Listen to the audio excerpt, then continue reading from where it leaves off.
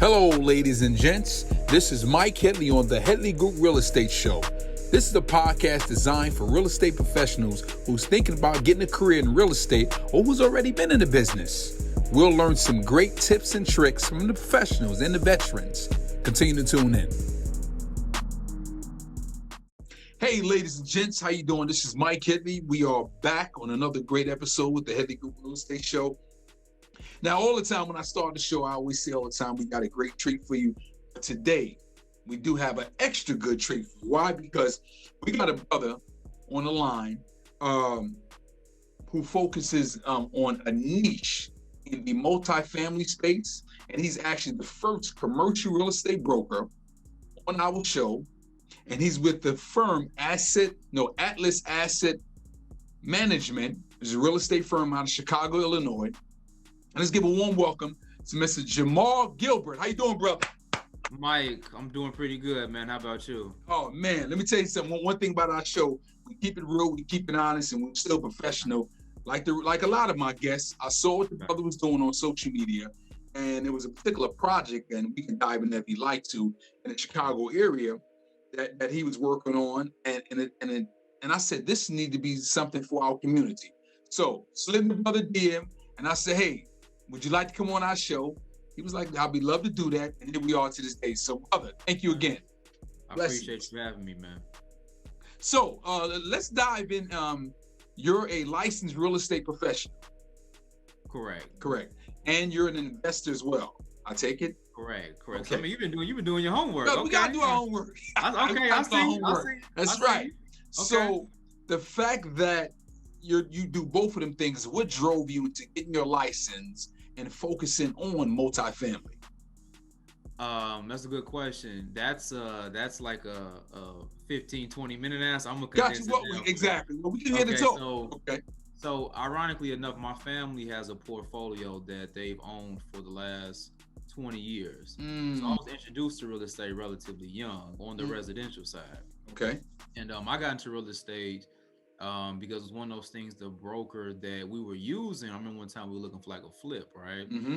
And this broker that we were using, Mike, for whatever reason, I don't know if she didn't like my father or the relationship was sour or what it was, but she just was not finding what we were looking for, right? So something in me was like, listen, this can't be this complicated. If I tell you I'm looking for apples, bring me apples. If I'm telling you looking for oranges, bring me oranges. So it was at that point, man, I said, you know what? Being a broker can't be that hard, right? So I decided to get my license. So now a lot of times, even I've been guilty of it. We get our license and we want to go into the residential space. Right. And I've sold commercial property by even had my hand in the CCIM. I don't have it, but like I said, I took some of the courses. I got you. So what made you say, let me focus on this commercial piece? Because sometimes I think we think commercial is a little bit more challenging, a little more complex, even though it is, but what drove you that way? What drove me there, when I first started, I was working with a guy who did both. There was a term we use called resi-mercial, right? When you on a residential exactly, right? It's like somebody had coined that phrase to me. So he was doing both sides, residential and commercial, and I was working under him. So he would do like 6 units, 12 units, that sort of thing, right? And in Chicago, to be honest with you, I'm always obviously looking, bigger and better. Now, I knew that in Chicago, we don't have 10, 20, $30 million house like you have in maybe Texas, New York, LA.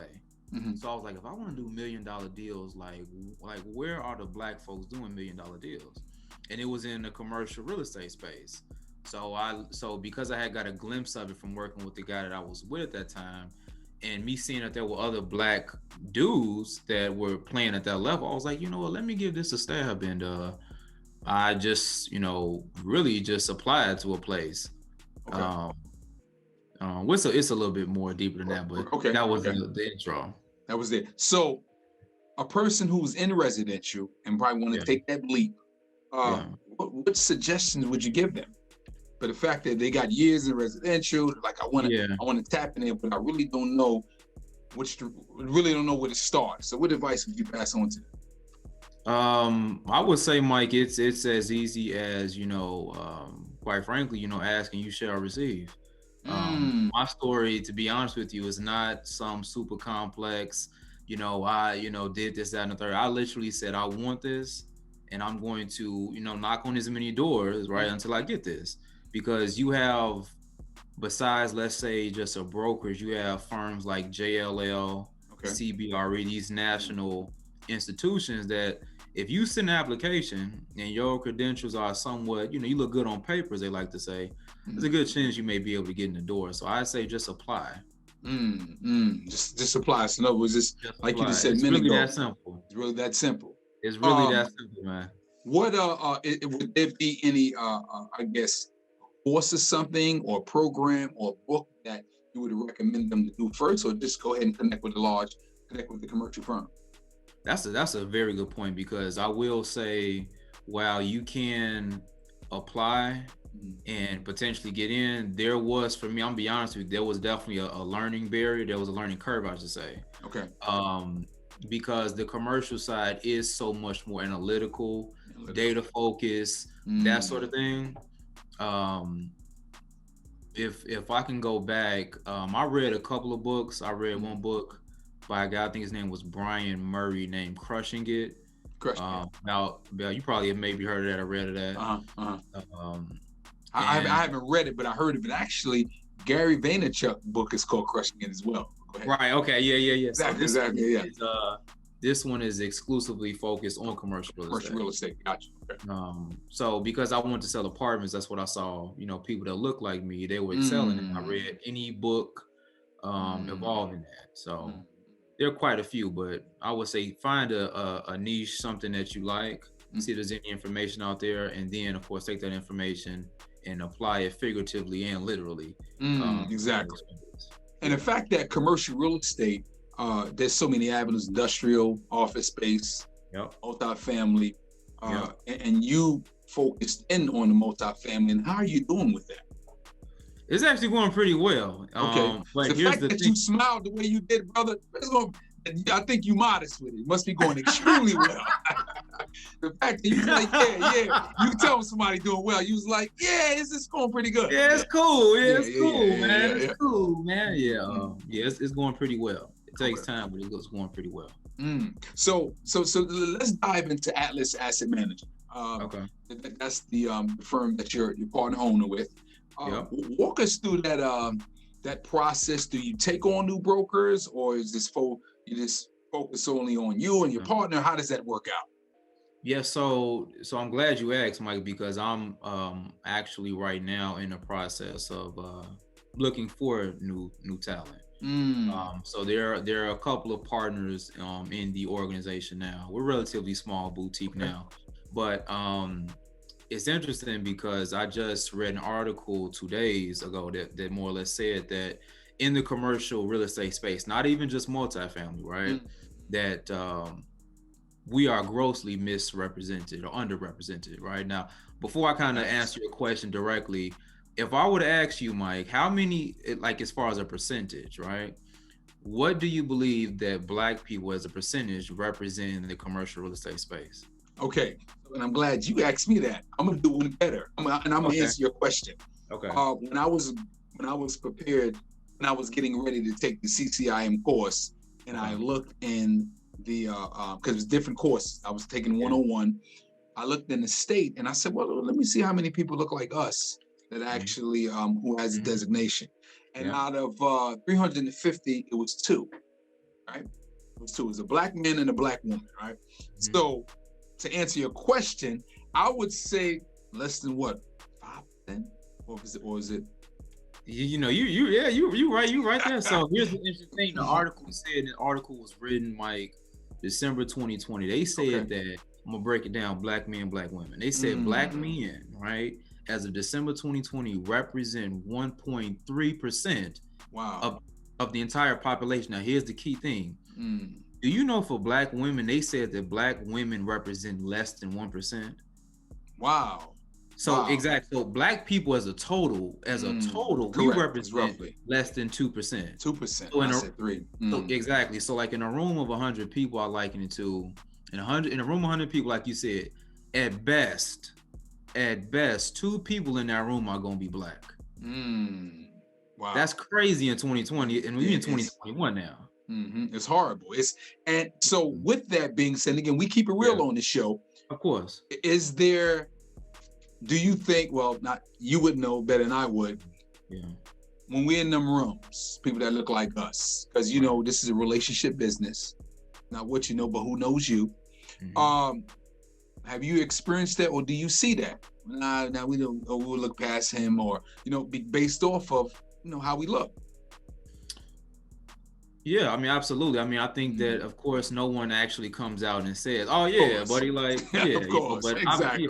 To your point, when I first made the official transition to commercial, there's this big kind of forum club thing they have in Chicago, and I'm not gonna give too much information. Okay, that's fine. They're gonna know who they are. I got you, brother. I got you. I went to this thing, Mike, and I went to this event, and no exaggeration, it's a lot of who's, right? Correct. That sort of thing. And when I walked into this place, it's at this. It was like at this kind of event space that they use for gay. It was very upper echelon place. Okay.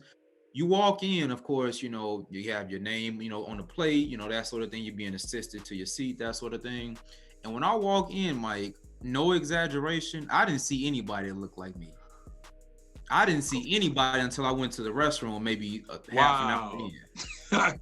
Oh, I got so you. It's scarce. Exactly. It's scarce. I can, and, because when you see these numbers, it just makes you say, okay, well, we have to, in order for us to move the mountain. When they say have a seat at the table, we have to. In order for us to own the table, we have to have a seat at the table. So that means we have to be in the rooms. And I applaud you for making them efforts to focus only on commercial, because you may open the door for so many other people behind you. Exactly. Hey guys, thank you for watching our show. We're going to interrupt you real quickly. We are in the business of referrals. If you know someone looking to buy or sell, residential or commercial, here in the North Carolina area, refer us. We really appreciate that. I'm going to segue a little bit. My last time I was in Chicago, I went to NAR. I was back in 2017. NAR, they had the National Association of Realtors conference. And I went there, and again, have you been to a NAR? No, I've never been to the conference. No. Okay, well, it's huge, right? I've been to so many conferences, but this is like the grandfather, because there's so many different vendors out, so many different rooms going on. But I said, well, let me go to some of these commercial rooms, and like you just said, it was like one or nobody was in there, right? And I wonder, like, why is that? Because of the analytical part, like you probably said. Maybe you might, and I don't want to speak for all of us, but maybe that might be challenged, or we might fear as though that's not for us, right? So, but anyway, I was just speaking about that just to go over, what you were saying. So, the commercial industry in Chicago. How is it as far as the multifamily space? How is it up there? So I say in Chicago, multifamily over the last year has held up pretty well, as opposed to, let's say, like you mentioned, different asset class like office, industrial, retail. Correct. Okay. Yeah, that's been hit hard, but it's coming. It's coming. And so I see that in Chicago, and I know so many areas that they're doing redevelopments, correct? Yep. Is that something that you were working on, or you will be working on, or what does that look like? So I more or less, I kind of, put my toe in the water a little bit there, Mike. I tried to, test that thing out, as far as development. But that's not something I want to hang my hat on per se right now. There's a lot of steps and pieces to that. And at least right now, I'm not looking to, on a commercial side, really get into that. Gotcha. Okay, so like I said, just focus solely on the multifamily. What is the largest unit that you closed? The number of units? 200, 300, 5, 10? I think let me think. The largest, there was one. I would say, the largest as of recent was a 77 unit. That was 77. The one that I did in Hyde Park. Yeah. Okay. So now with that 77 unit deal, again, people sometimes confuse the residential. It's not a quick 30-day close. What was that time frame to close, and was it challenging? doing that deal? Oh, absolutely. Absolutely, it was challenging. So the without giving timeline details, give us a little bit. Yeah. Of course. Yeah, man. So I started working on that deal in maybe June or July of 2020. It didn't close until maybe September. Okay. So it wasn't too long. It wasn't too long. Yeah, it wasn't too long, but it's not your typical 60, 90 days. So was and that's why actually was it a little bit challenging? In other words, was due diligence period and when do this, or was it rocket? It was. This one was a little bit more challenging because we had to. It was what's called an SRO property. I don't know if you're familiar with. I don't know if you've heard that term before. I have not. Educate me.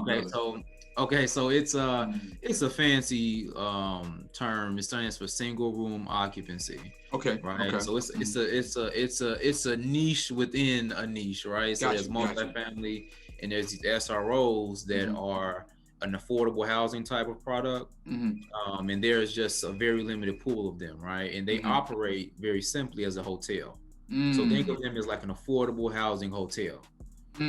So because of that, there was a lot of red tape with the city that we had to deal with. And it wasn't just your traditional, hey, let me buy, we have some guy buying a 60 unit, your typical due diligence inspections, contingencies. There was more covenants and things we had to do with the city to ensure that this product again closed in a certain way. So will it is, and again, based off my knowledge, is it let me buy the units, do my value adds, raise the rents? Was that like the objective of the buyer? Not with this particular situation. Not with this particular building. Okay. Obviously that's a longer term play for them, but not initially. They're not just going in there kind of flipping it, increasing the rent roll and trying to sell it off type of thing. Okay. And before I segue to the next question, do you have any listings now? Or they just go like that? Like how? Oh, you do for sale? Absolutely, of course. So tell us about the units, brother. You never have to buy here in Orlando or Chicago, New York, somewhere. I know, right? Yeah, you're right. So that's the great thing about the firm I'm with now, right? Because it's partnered with an investment firm. Okay. Right. So we own about 1,700 units in Chicago, Detroit, and I believe it's Kentucky. Okay. So in those cities, so because of that, we have a lot of stuff off market, and that sort of thing. So we have a 20 unit here, a 10 unit there, a 50 unit there. Like it's all kind of spread out. So I can't say, specific. Okay, without some specific. So a 10 unit, what would that, this is the 10 unit, what would that number look like? In Chicago, depending on where you at, I mean, it can range, it can be as low as about maybe 400, 450. 400, 450. And, and that's in our area, right? Correct. You go up north, it you went from 450, you like at 1.2. 1.2. Exactly. Yeah. So now I want to talk about Chicago a little bit. I'm originally from New York, right? So out here. And and I know how it is when they label our communities. It's like, not saying it's all good, but at the same time, it's not as bad as what the media kind of projection. Right? Of course. There, right? Like in other words, me and you can walk and we're fine, right? Right. So how, like say that 10 unit, that 15 unit, are they in some parts of the city whereas though it's not as attractive, or are they in some city? Are they in some places in the city where it's up and coming? It's a mix. It's a mix, okay. Because the way I liken it, I don't care whether we in Chicago, New York, Alabama, Tennessee. Real estate is cyclical, right? And each market has a cycle, right? So, like right now, like in Texas, right, they're building like crazy because that's where they are in the market, right? Exactly. And on a more kind of granular or smaller scale, Chicago is the same way. Like certain pockets are being redeveloped, being gentrified, to be honest with you. And some pockets, I mean, they're just not being touched yet, right? But just the way real estate works, at some point, Mike, you and I both know these markets are going to be touched because everybody has to have somewhere to live, and there's God ain't making no more land.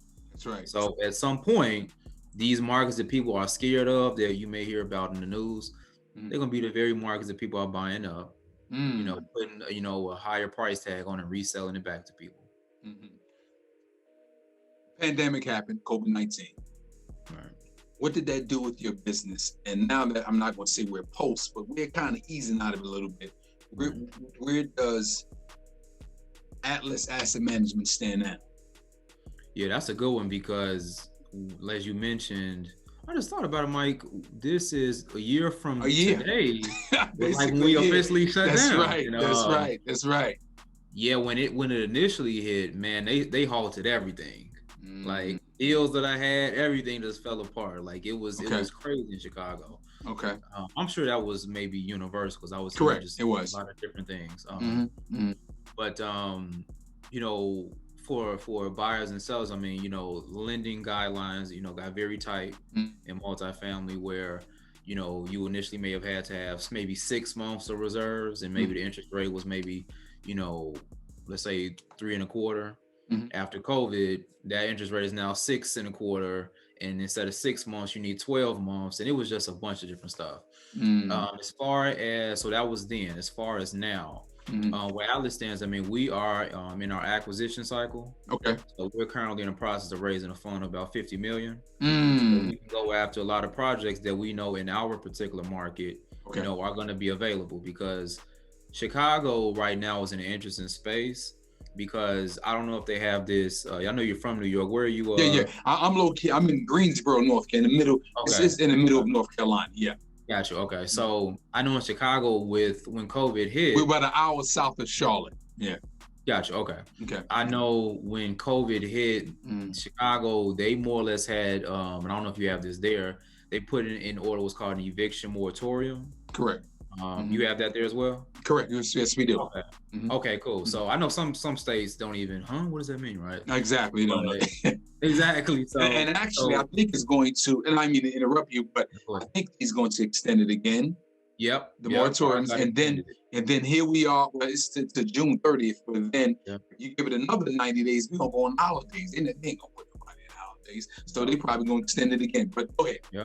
No, so and that's the opportunity, especially as you now see. Now I gotta look into North Carolina because I know y'all got it, brother. Because I know it's gonna be some people. There's some owners that unfortunately they've already been at their wits for the last 6 months. Trying to deal with tenants that are not paying them, right? Right. So I'm already anticipating a lot of people that I work with. We're anticipating there's gonna be a lot of buildings that essentially people have to give back because essentially they have tenants that are not paying. They don't have the reserves to kind of stabilize the property, so they're gonna have to find some creative ways to either sell it off or give it back. So that's what I'm anticipating. Well, you definitely answered the next question. I was gonna ask you, where do you see the market going? Yeah. As we get out of this cycle here, so you're saying there'll be a lot of opportunity. I think in the multifamily space, there will definitely, and again, I think for any city that has, as you mentioned, an eviction moratorium where, again, you can't technically put tenants out, and you may not have the money to do a cash for key situation or all the other nuances to get tenants out. That the eviction moratorium coupled with, months and months and months and months of landlords that are behind on kind of current evictions, right? You got to remember, like there's people that had evictions out last year that in Chicago courts were closed, so they weren't processing them, right? So there's just so many different things kind of coupled on each other in the multifamily space where if you are not liquid as an owner, if you don't have a certain amount of reserves put up, again, just by default, you're going to have to probably sell the note, the property, whatever it may be to stay afloat. I will say, if you were in industrial, at least in Chicago, if you were in the industrial market or plan to get in, it's definitely a great time as industrial has been booming. With like companies like Amazon, these warehouse distributors, because of like e-commerce and that sort of thing. We're seeing, lots being, bought, large lots, right? Being bought and being built, within a matter of months, very large lots that I'm seeing. That's a great space to be in, especially in Chicago. Industrial is a great space to be in. Okay. Absolutely. Quick commercial break. If you're interested in a career in real estate or you're a seasoned vet and you might want to change, new environment, you don't like the atmosphere you're in, the Headley Group Realty could be there to assist you with your career. What do we offer? Great culture, great environment, leads, and an awesome commission structure. Let us be there to support your business. One thing, you got to be in the state of North Carolina. Let's get back to the show. So now you said you're putting a fund together and you're looking, I know you said primarily in Chicago, but will you be looking throughout the country? We will be looking throughout the country. The fund will be, the fund would actually be targeting, the very people that we understand that, again, are going to be in a position where they have to kind of get rid of their property. As we're looking at multifamily for the most part. We're looking exclusively multifamily, let me say that. Just a side conversation here. Isn't real estate such an interesting space? You never really, there's always indicators, but you never really get a good grasp of, man, I wish I would have sold. I wish I would have held on. It's like during 2008-9 crash, I bought some properties, but I wish I'd have bought more, So it's like a lot of people was thinking the same because, you would think I bought this property for 180, 200,000, but now it's worth 450, 460. And it's like, man, I didn't even think, because at the time, you didn't think that this is going to appreciate, things will turn around. But I think this lesson here, actually, I was on a call earlier, and an economist was on the line. He was saying that his 45 years being an economist, and he used to be an appraiser, he never saw this kind of market. In other words, things is flying off the shelf from a residential side, right? But so that's what I'm saying, is that you never get this, you don't really have an idea of where the market is going. You can try to anticipate, but you really don't know. Well, let me ask you, Jimal. We usually we're gonna kind of wind it down now. Let me ask you a question. Is there a question you wish I would ask you that you want to answer now? There's not a question I wish you would have asked as much as there's a question you asked initially. It was a two-part question. Okay. That I only answered one part. Okay, there we go, brothers. Bring it on back. Okay, so you mentioned, because we were talking about, what I like to reference, kind of like the plague in my industry, right? Because I'm talking about being Black in commercial real estate and bringing Black people into the industry, right? Correct. You made a comment along the lines of, is it kind of the analytical piece? Is it the numbers piece that maybe that's why we're not in the game? And I would dare challenge that, Mike, because, to be honest with you, it's not as complicated as it may seem on the outside looking in right now that I'm in, right? Because I'm not necessarily a numbers guy per se, but I became a numbers guy. I'll be honest with you. I can't, I'm not either. Exactly, right? Correct. Like I'm not excited about looking at numbers. There are people that are excited about that. I'm not one of them, right? I had to become a numbers guy to be successful what I do. Correct. But my point is that it was trained. It wasn't a built-in thing. It was taught. It was trained. But the original question that you actually posed was, essentially, what am I doing to kind of help bring Black people into the industry? And honestly, right now, I am looking for people. More specifically, Mike, in all honesty, I'm looking for Black women. There we go. Because it's crazy. I was on that development project that we connected about. Correct. The reason I supported, because I had a very minuscule role, like in the actual development process, but the reason I was supporting it is because one of the lead developers on that team was a Black woman. And Mike, from where I sit, from the people that I know, again, the relationships I have, Mike, there aren't any Black women developing commercial real estate. I'm not saying that like trying to be like, trying to exaggerate. Like, Mike, I don't know any. Wow. That are doing large multi-million-dollar projects.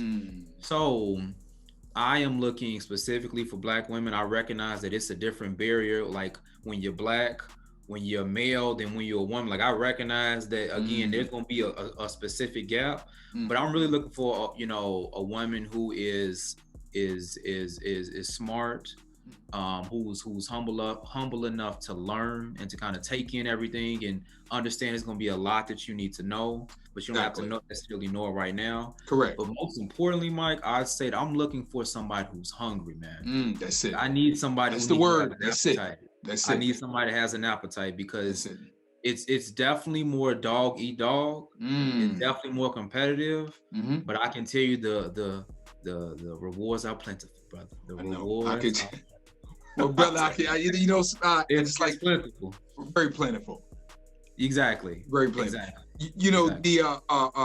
You said something that's, like I said, just resonated so much with me. And I say the same thing when I bring on new talent. Is when you're hungry, it just opens the lane for so many other avenues, right? Yep. Because as soon as you become stagnant and you wonder why am I not getting nowhere? Why? Because you took the hunger out of it, right? You got to keep that. I heard Warren Buffett say one time that he said you always got to have some sense of fear, right? Some sense of fear, like, because the guy behind you or the girl behind you is right behind you. They really take their spot. So that fear is going to kind of keep you in a debt. It's going to keep you moving, never get too relaxed. So to your point, that's golden, what you're saying. Absolutely. Well, brother, let me ask you something here. We ask every guest 2 golden nuggets before you go. Whether it be a scripture, a Bible verse, a book, a great movie, anything that you want to recommend to the audience in terms of commercial real estate or just any insight you want to provide. Okay. 2 golden nuggets. Okay. I'd say the first piece is something that's very common that we probably all the time, right? People talk about investing in yourself, all that type of stuff, right? I want to kind of take that and expound upon it.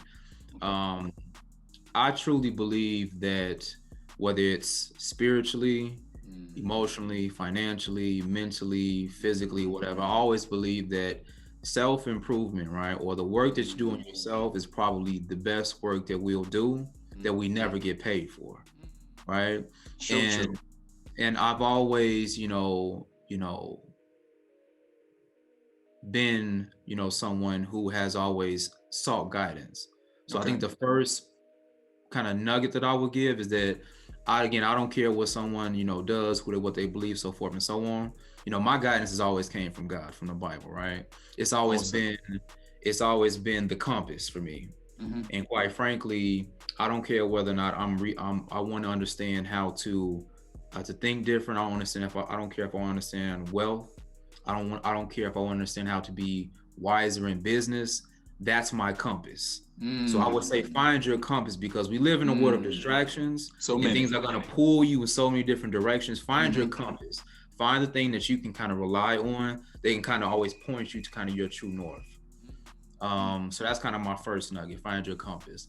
The second nugget that I would say is, it's funny because I actually heard this early, and it was so true because my mom used to tell me this, Mike, all the time as a kid. How somebody can tell you something, 1,000 times, but you don't hear it until that one person says it one time. You be like, that's the Bible. You be like, wow. You be like, your mother said, I've been saying that to you. I totally get that. Exactly. And it was actually a scripture that she said, and she kind of put context behind it, right? So the scripture I believe is in Proverbs, and where it says, in the same way that iron sharpens iron, so is one man sharpens another, right? And she used that scripture, Mike, to kind of teach me about the people that I would surround myself with, right? Because she would always say, Jamal, if you are the biggest fish in your pond, like, you need to be in a new pond. You're in the wrong one. You hear these things, right? Like, I'm from Southside Chicago. I'm like, okay, cool. Thanks, right? Like, I know. Right, whatever. Exactly. Exactly. Yeah. But I can tell you that there's 2 parts to that. The more that I, worked on myself, I was able to, to be a part of bigger environments, right? I heard a quote one time that went, people grow into the conversations that you have. Right. So the more kind of information and things I was being introduced to, I was able to have a much more diverse conversation. Therefore, when all the reading I was doing, once I got into these rooms, I was able to have much higher conversation and attract a different person. So I would definitely say, to get around some new iron, that can sharpen you, that can refine you, because it's made all the difference for me. And you were able to contribute when you was in the exactly, rooms, right? And that's the world we live in. Mm-hmm. That's the world we live in. That's it. Mm-hmm. Yeah, you can't come in. Yeah. So how do I add value? How can I do for you? Like, correct. No, you gotta have something that you can bring to the table besides an appetite. Well, you know, just to add to that, it's a friend of mine's. When I was getting in the real estate game, he always said to me, he said, the first 3 deals is mine, and then after that is on you. And I'm like, what? No, man, this needs to be split down the middle. He said, listen, trust me, you're gonna appreciate it. And what he was doing, he was teaching me, right? Mm-hmm. He taught me along on that process. Now, when the deal came, I felt as though I was getting taken advantage of, but I wasn't. One, it was a hardcore learning lesson, and I made some money. I didn't put up the money; he put up the majority of the money, but it was just a learning style that he was teaching me, and I'm forever grateful for that.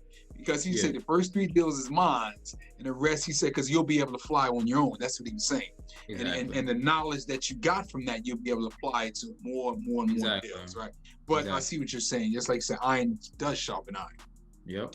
Well, brother, let me tell you something. You passed on some great information for us, man. And one thing I will say, you are an alumni to the show now, brother. So we reach out to you again, and hopefully we can get on the same page. Come on back to the show, okay? Absolutely.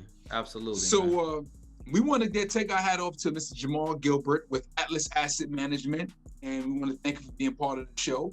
And we want to see you all next time on Headley Real Estate Show.